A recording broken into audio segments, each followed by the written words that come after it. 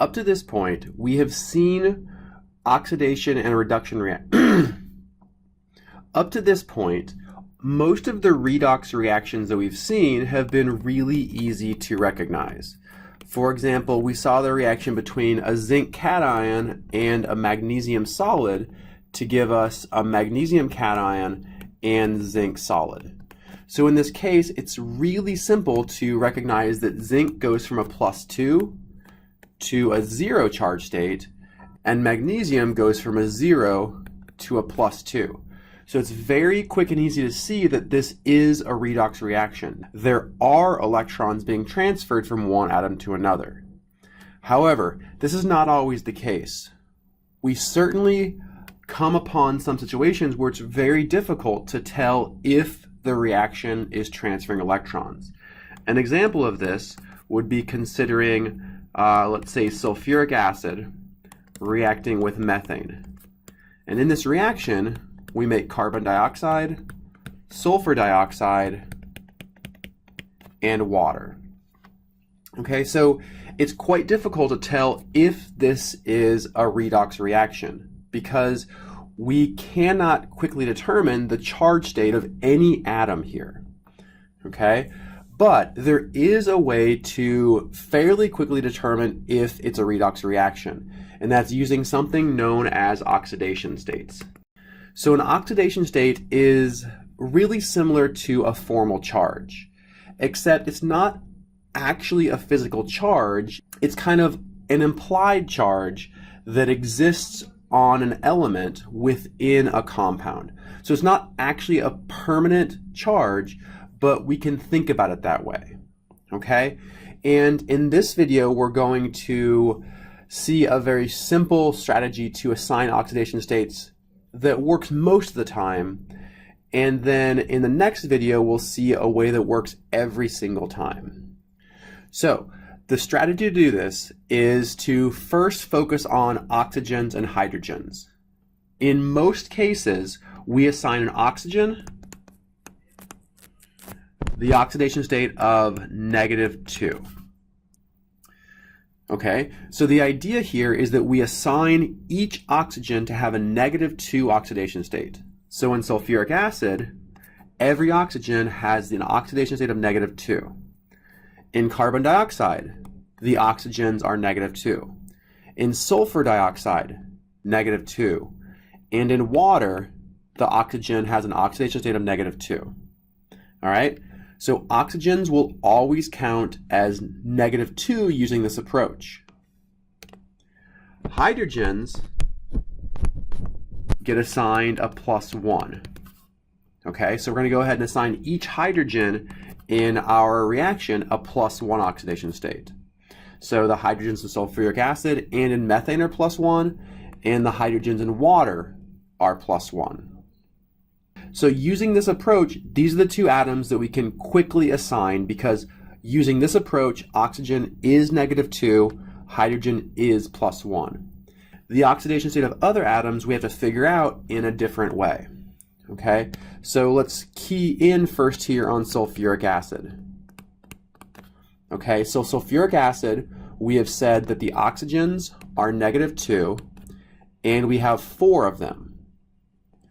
The hydrogens, we've said, are +1, and we have 2 of them. And the idea behind assigning an oxidation state to the sulfur is that the total positive charge needs to equal the total negative charge. So in this case, I have a total positive contribution from hydrogen of +2.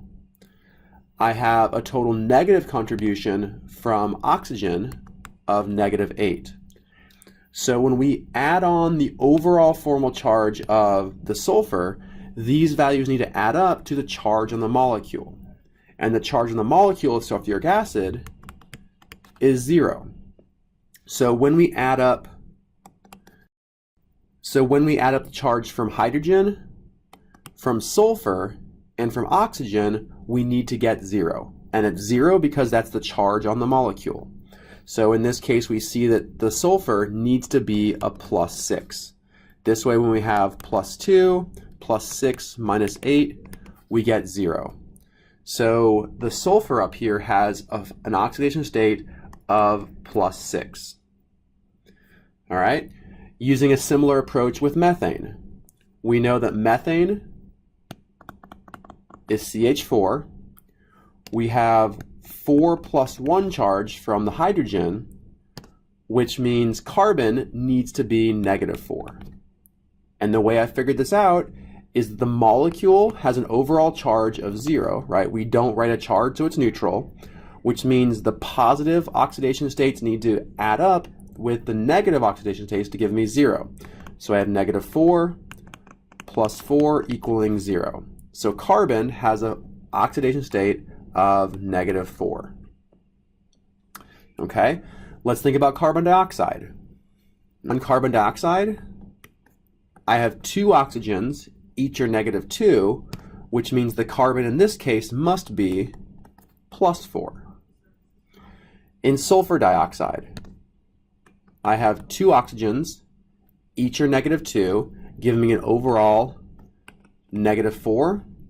So my sulfur must be a +4.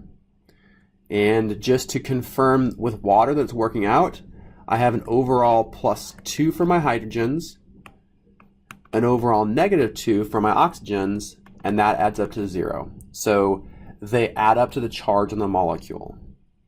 Okay, so this is hopefully a straightforward approach that allows you to figure out the oxidation state of every atom.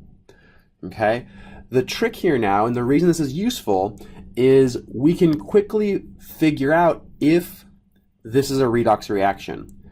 And just like using the actual charges up here, we are looking for a change in oxidation state on multiple atoms. Okay, so hydrogens are always +1 in this approach. So the hydrogens have not changed. The oxygen, all are -2, so they haven't changed.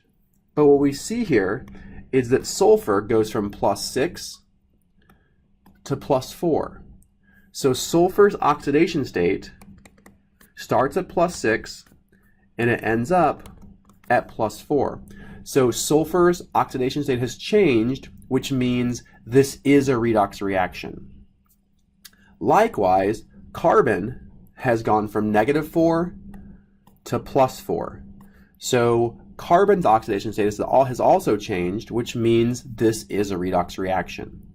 So once you assign oxidation states, you're looking for a change. And if one atom has a change, then another atom must also have a change.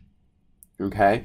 So you can use these oxidation states to quickly figure out if it's a redox reaction. And this approach that I just showed you is certainly the easiest way to figure out oxidation states. However, it makes assumptions. It assumes that oxygen is always -2 and hydrogen is always +1. And that's just not truly the case. Oftentimes it is, but it's not always the case. So in the next video, we're going to explore an approach that we can use to figure out the oxidation state of every atom, no matter what.